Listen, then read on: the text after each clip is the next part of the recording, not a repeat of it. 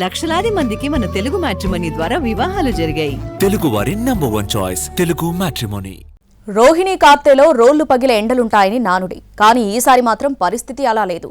ఎండల సంగతి అటుంచితే వర్షాలు కురుస్తున్నాయి. రుతుపవనాలు ఆవర్తనాలతో తెలుగు రాష్ట్రాల్లో భారీ వర్షాలు కురిసే అవకాశం ఉంది. ఉత్తరాంధ్ర, దక్షిణ కోస్తా జిల్లాలకు మరో 2 రోజులు భారీ వర్ష హెచ్చరికలు జారీ అయ్యాయి. నైరుతి రుతుపవనాలు చురుగ్గా కదులుతున్నాయి. ఆవర్తనాల ప్రభావంతో సముద్ర ఉపరితలంపై బలమైన ఈదురుగాలు వీస్తున్నాయి. మత్స్యకారులు చేపల వేటను నిషేధించారు. అటు పశ్చిమ బెంగాల్ దగ్గర గురువారం అర్ధరాత్రి తీరం దాటిన తీవ్ర వాయుగుండం బంగ్లాదేశ్ వైపు తరలిపోయి అల్పపీడనంగా బలహీనపడుతోంది. వాయువ్య బంగాళాఖాతంలో ఏర్పడిన తీవ్ర వాయుగుండం తెలుగు రాష్ట్రాలపై ఎటువంటి ప్రభావం చూపించకుండానే తీరాన్ని దాటిపోయింది.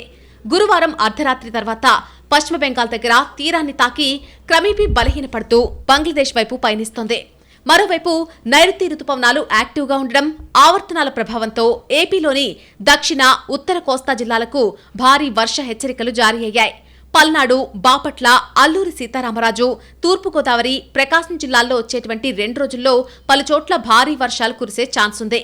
మిగిలిన ప్రాంతాల్లో చెదురుమదురు నుంచి మోస్తరు వాన్లు పడతాయని విశాఖ తుఫాను హెచ్చరికల కేంద్రం తెలిపింది.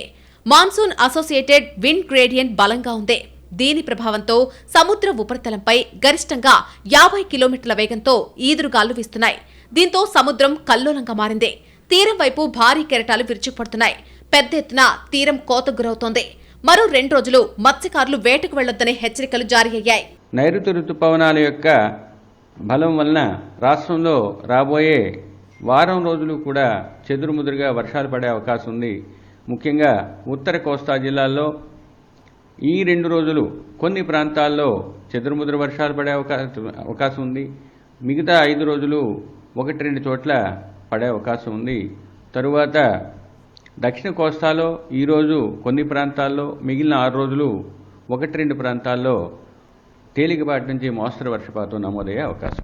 మరోవైపు విశాఖ నగరంలో భారీ ఉరుములు, మెరుపులతో కూడిన వర్షం కురుస్తోంది. వచ్చే 2 రోజులు ఇదే తరహా వాతావరణం కొనసాగే సూచనలున్నాయి.